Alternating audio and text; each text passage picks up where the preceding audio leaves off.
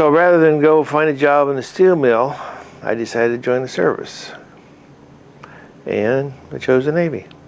Because I didn't want to be a ground pounder and go live in a mud hole, foxhole.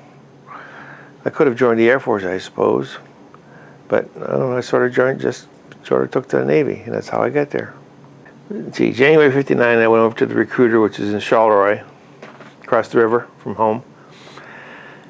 And he signed me up, and I came home and told my folks, and they were disappointed. They didn't really relish me going to the service. It really wasn't, they didn't have a draft or anything. I just decided to go. I just didn't think I should have gone in the service, because he never spent time in the service.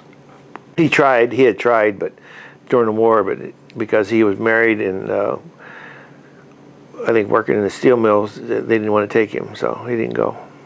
But I was of age, I was 19, so I could do pretty much, I could do on my own and make my decision, so that was my decision. And then they sent me to Pittsburgh for some testing and physical before they sent us off to Great Lakes, Illinois. I had a couple friends that had gone in before I did, and after I got to station, and I met with one of them. He was on a destroyer, but he was getting out shortly thereafter, so I really didn't have anybody. Any of my friends were in the service with me. Well, the recruiter, we did our battery of tests, and the recruiter says, well, he says, your test scores weren't high enough for you to get into what field you wanted to get into. I wanted to get into electronics. And he says, well, I'll put you in somewhere. I says, no. He says, I want electronics or I'm not going. And until you put your hand up and swear that you're in the military, you can just take off and say, sayonara, go find someplace else. So he looked at the tests again, test scores, and he says, juggle this, juggle that. Guess what? Your scores are higher. Thank you very much. They boarded us a train at 9 o'clock at night from Pittsburgh. We didn't leave the station until midnight, and we got to Chicago around 7 a.m. And from 7 a.m. to, I forget what, shortly thereafter, we went to the training facility, and we were there for 3 months. I didn't see the ship until September. It was in a shipyard. Didn't think anything of it. I mean, it's a ship. No big deal. There it is, yeah. Where are you putting me? Just follow that guys right there and go. Spent 3.5 years aboard the ship.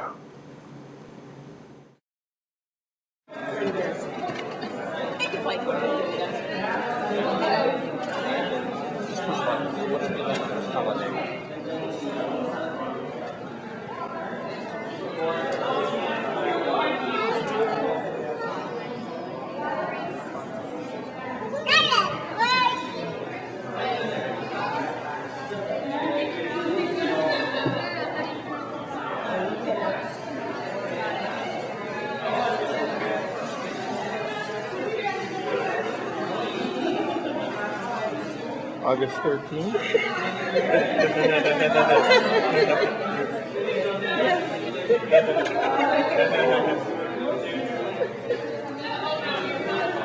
Aren't you surprised? I asked him.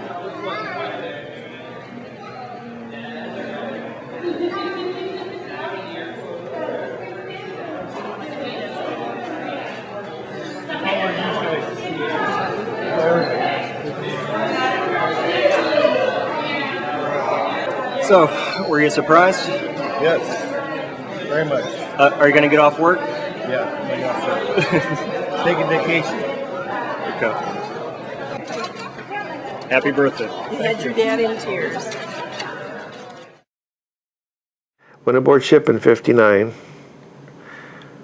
We were home, September of '60 is the first deployment. We went to the Mediterranean. So we were in the Mediterranean late '60, early '61.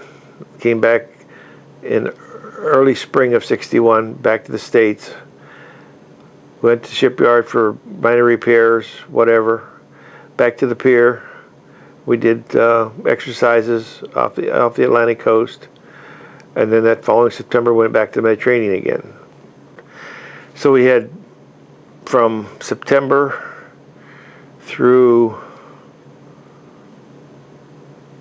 first part of January when we came out of the shipyard. And then we knew that when we come out of the shipyard, we were going to Guantanamo Bay, Cuba for shakedown cruise to do training and learn your job and all that kind of good stuff. That's what the shakedown cruise is. Then when you're done with that, that's about a month down there. Then get back to home port and just sit in port for a while, go out to sea for a while, do exercises, mostly with the squadrons to get the pilots qualified for landing and takeoff on the carrier. Plus we do exercises in our division with the radar simulations for aircraft searching, just to learn the equipment and basically get to know the ship. That's what the whole thing is about. And then that September of '60, we were scheduled to go to the Mediterranean for 6 months. So September through March or April, and then we come back to the States. I remember how big it was. It's just that I wanted, you kids and the grandkids to see how big it was. You can imagine how big a ship it is. And that's a small one. There were 6 other fellows that had signed up when I did. And for some reason, the recruiter gave me all the orders for everybody. He said I was the most intelligent of the 7, so which makes for whatever it's worth, of the talent that was going to the military. So I had the most of the education, put it that way. Are you going back in memory, dear? Is that what you're doing? You're not talking much. Well, going back in memory? No, really. Just trying to visualize things. Are you? Something below me. Here it comes. Let's call it an island. Oh, I'm sorry. The island. How does the boat not tip over with all the weight on one side? Counterbalance. With what? They put all the sailors on that side. So the girls want to know if there was anything to keep people from going over the edge when it was on. That's Nope. what I told them. I told them no. And Common sense? There's someone over right here. Did anybody ever go over? Yeah. Just get blown off? Or Yep. Well, you're gonna get. Yeah. A couple got blown off, yeah. did they rescue him or did they? Oh, yeah, no. They got him. In fact, that's number 3 elevator right there. And planes were pulling out, and there was an officer got behind it. He wasn't watching, and the jet, when he applied power to move, there was enough force to blow him off the flight deck. He hit the catwalk and bounced into the water, broke his leg. Well, when you come out of boot camp, you're a seaman recruit. And that's 1 stripe. Once you finish boot camp, you have 2 stripes. That's your seaman. I was E5 when I got out. That was 2 chevrons and an eagle. E5. E4 is 1 stripe and an eagle. And that was roughly a year between. Once you're in rate, you can get to take the test for next rate up, and just keep climbing. They changed the requirement from 1 year to 2 years, from E5 to E6. Otherwise, I'd have been E6 when I come out, which would have been first class. Yeah. Can you imagine this thing is 3 football fields long? This is? Yeah. Can you imagine someone going overboard? Yeah. Yeah. He doesn't have to, but so. Went on some of the tours that they offered when we went to different ports. So I got to see some of the stuff that you read about. Like we got to Beirut, Lebanon. That was our farthest east port. Got to Istanbul, Turkey, in the Bosphorus. That was interesting.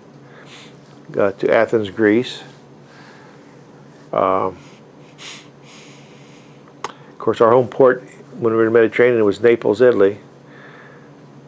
Then we got to Genoa and Caen, France. We were doing a lot of NATO work with the NATO forces. So that's what we were doing, fleet exercises with NATO forces. So that's why we're in the Mediterranean. That's how they get their water. Well, you got to remember, the aircraft's full throttle, too. That's how the people get their water. Rev it up, and so if the tires can spin, The tires don't spin. they'd be burning rubber though. No, the engines are at full power. I'll stand up so you get And then the flight deck officer, he can tell when he's ready to go, and he'll give the launch signal. They'll hit the button, and the skid will take off with the airplane, and away they go. In general quarters, I had to go to the one radar room where I had the long search radar, and I was doing the longer search, like 100 miles out searching, and other people were in closer, like within a 50-mile radius or 25-mile radius, watching. Some were watching for ships, some were watching for aircraft. Mine was for watching long-range aircraft.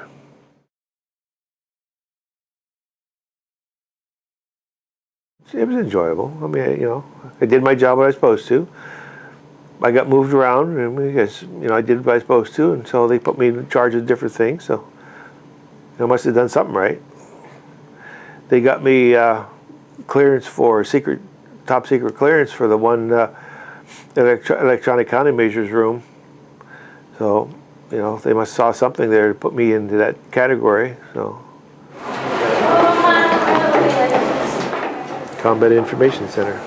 That is where all the information came from radar. Go. So did you walk through this? I don't remember how we used to come in there. See, our compartment was underneath the flight deck. We came straight from right from my compartment, right underneath the flight deck, right up to CIC. Are these original? This is ladders here.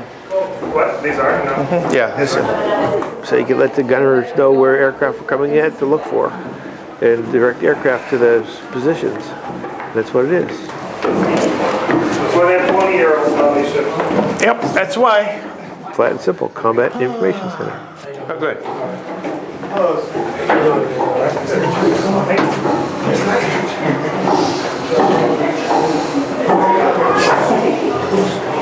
You call Bree. You're doing well. Bree's got it.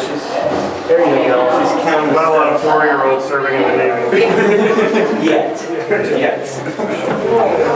That is 16. What was he, 16? What was he?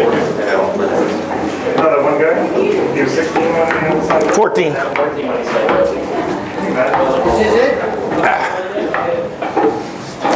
Tell you in a minute. All right. Let's see.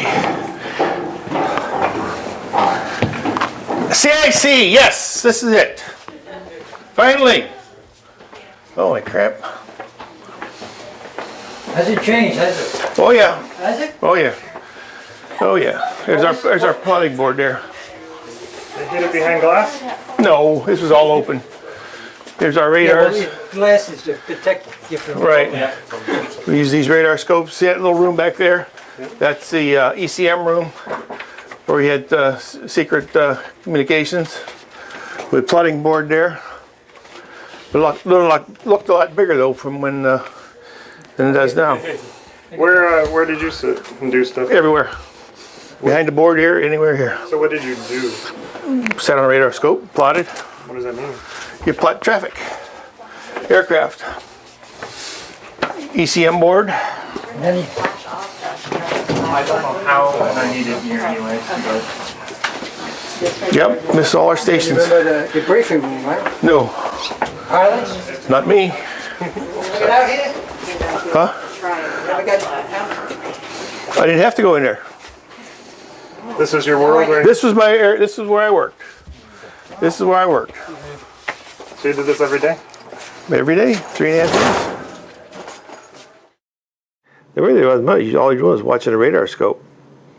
This thing go round and round and round, looking for contacts, whether they be ships or aircraft. So, but that's what you did. And then you talked to the other ships in the fleet that were out in exercises and doing different things. It's just basically a routine thing. Then they send you to general quarters for exercises, for battle stations, and so that you know what to do in case there was a problem. You'd come up with, you had your manual stations. So it's just normal stuff you do every day. What time do you have to go to work? Depend. What watch you had? You had midnight to 4, or 4 to 6, and then 8 to noon, and so on. Wait, so how many guys were in here? Did you have one chair which one? Well, everybody was on some piece of equipment. So you bounced from Navigation, yeah. all of these? Yeah. See, that plotting board, if I remember, was over here. And we used that mostly when we're coming into port.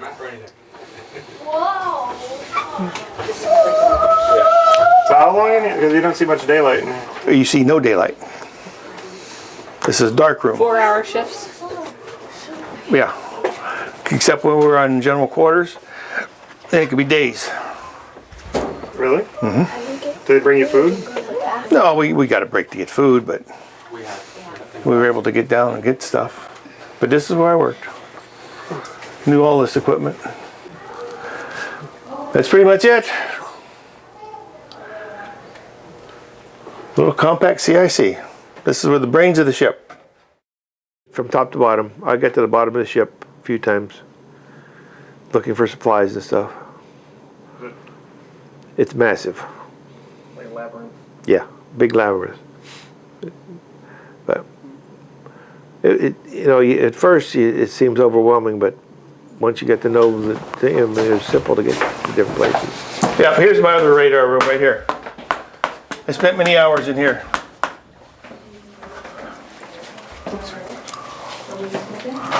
Well, many hours. Were the lights all dimmed down like Yeah, that? it's dark. All you see, basically all you see is the red lights. This is where the control room radar data room. That's where they kept all the data off the radar scopes. That's all the fancy tech guys. Yeah, see, this here was the, Everybody knows where you are. I'm trying to think, OC division. Can't get lost. What's that? That was they took care of the aircraft. Basically controlled the aircraft in here, out of here. Like a flight control tower? Yeah, pretty much. Yeah, watch your step there. Where did they listen to other radio transmissions? In there, in the CIC. Here is where's our office. This is where our commander had his office at. That was in charge of our division. Man, it looked a lot bigger than that when I was here. Holy fright. Wow. 63 till now is what, 50 some years? Is it cool? Yeah, in a way. I mean, you try to remember some of the stuff.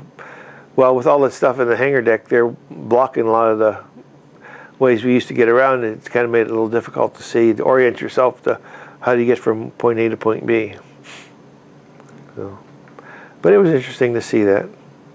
But that compartment was a lot bigger than I remember, or a lot smaller, I should say, than I remember. Well,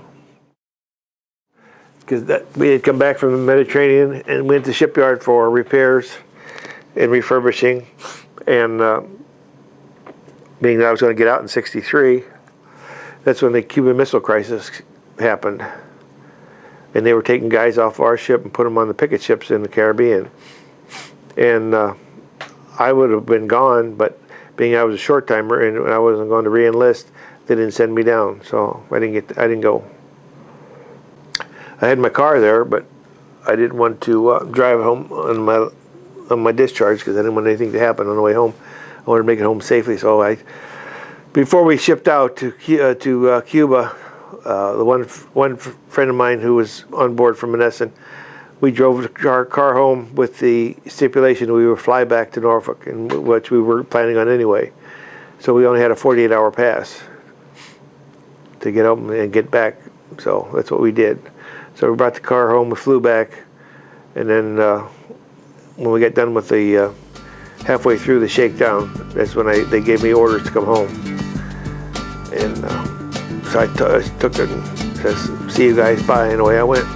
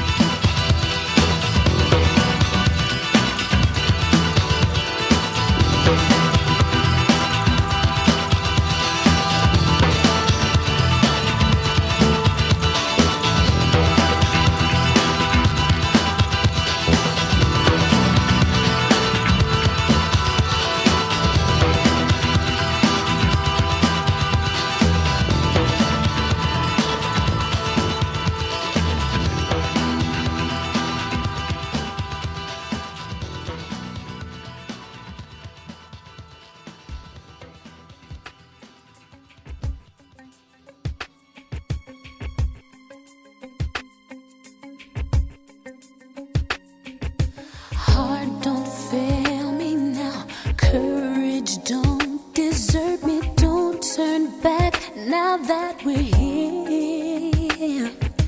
People always say life is full of choices. No one ever mentions fear, or how a road can seem so long, how the world can seem so vast. Courage, see me through. Heart, I'm trusting you on this journey to the past.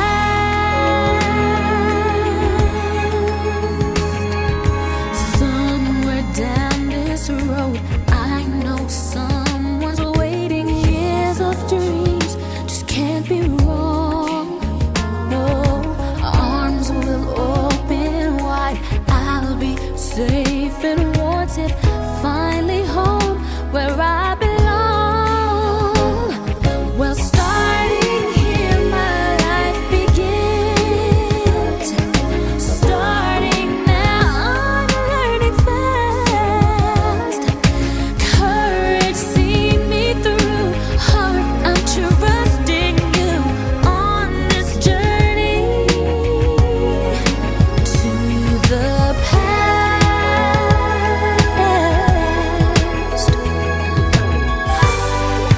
Heart, don't fail me now. No, courage, don't desert me. Home, love, family.